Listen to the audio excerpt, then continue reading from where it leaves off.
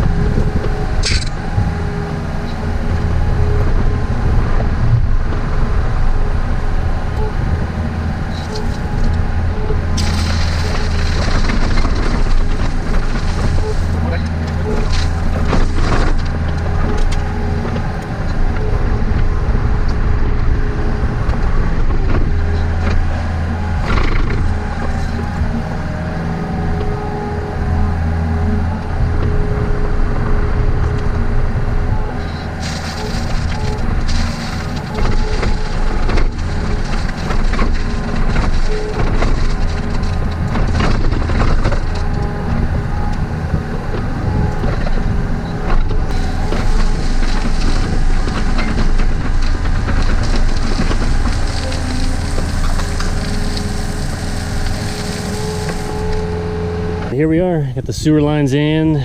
They're bedded in or patted in kind of with the base rock on them. I'm just now waiting on the inspector to come. We had to actually dig down. Now the main was about 8.5 feet deep, but there was actually a cap or a T. There was never a house here before, but they did, at least luckily, put a T in the main and the cap on there with the anticipation of having a house here. So we got that set, but the inspector's got to see where you go into the main before we can put the base rock or the clean rock or whatever we got. I think we got clean rock on the way for the alley. And then they do want clean outs at the property line over here. And we got our tracer wire in. And oh, you got to leave the I'm knocking dirt in there, but you leave the couplers. They want to be able to see where each coupler was at, make sure that's all glued and primered there.